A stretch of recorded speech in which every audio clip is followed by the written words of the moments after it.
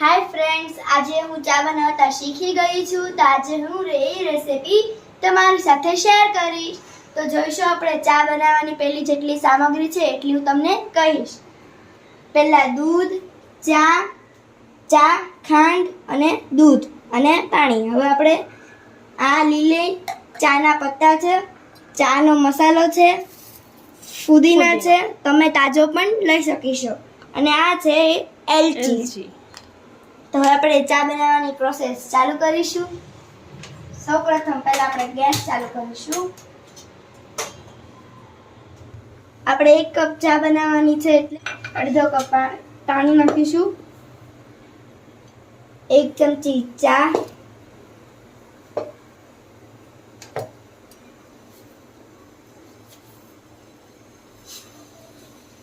અને 2 ચમચી ખાંડ.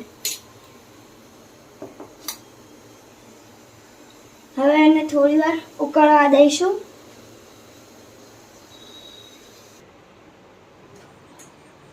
તો ફ્રેન્ડ્સ, આજે હું ચા બનાવું છું. રોજ મારી મમ્મી મને શીખવાડશે એ રેસીપી હું તમારી આગળ લઈને આવીશ. તો હવે ચા ઉકળી ગઈ છે, તેની અંદર આપણે દૂધ ઉમેરીશું.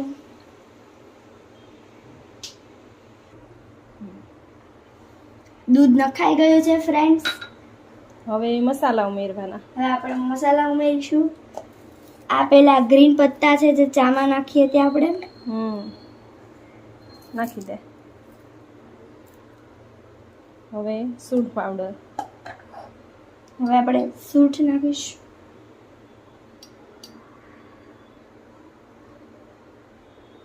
હવે ફ્રેન્ડ્સ, હવે આપણે ફુદીનો નાખીશું.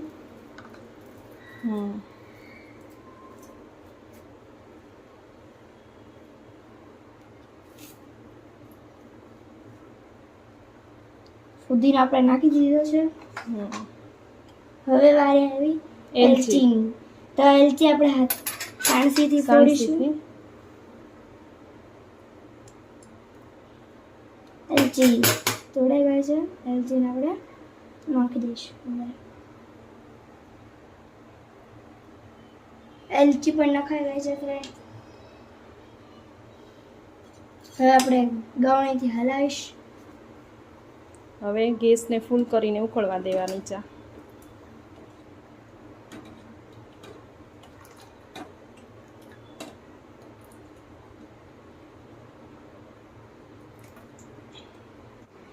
તો ફ્રેન્ડ્સ, તમે લોકો મારો વિડીયો તો જોઈ લેશો, પછી લાઈક કરતા નથી, શેર કરતા નથી અને કોમેન્ટ તો કરતા જ નથી.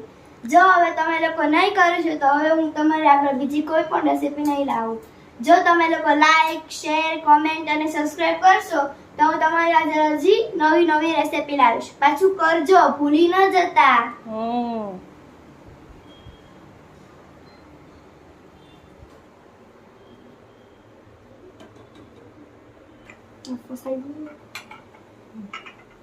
તો ફ્રેન્ડ્સ, જ્યાં લગીને ચા ઉકળે છે ત્યાં લગીને આપણે આ બધા ડબ્બા મૂકી દઈશું. તો સૌથી પહેલા આપણે ખાંડનો ડબ્બો લઈ લઈશું.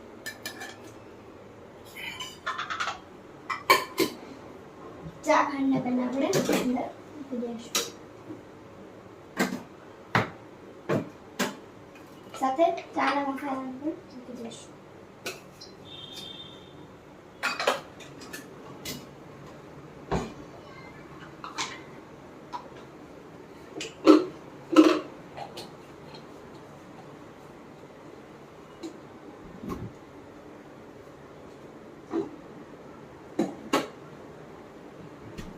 તો ફ્રેન્ડ્સ, બધા ડબ્બા મુકાઈ ચૂક્યા છે. આને પણ આપણે ધોવામાં મૂકી દઈશું. ચાનો ઉભરો આવે છે. હવે ફ્રેન્ડ્સ, ચા ઉકળી ગઈ છે. તો ફ્રેન્ડ્સ, ચા સરસ ઉકળી ગઈ છે. હવે આપણે તેને આ કપમાં ભરી લઈશું. બંધ કરી દો પછી ગેસ કરી દે ગેસ બંધ.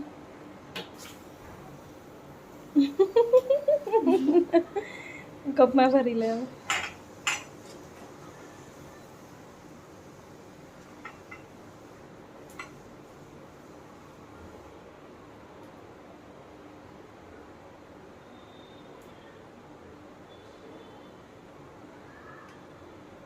તો ફ્રેન્ડ્સ, મમ્મીની અને દીદીની ચા બની ગઈ છે. હું તો ચા પીતી નથી ગરમીમાં, તો આપણી ચા ગળાઈ ગઈ છે.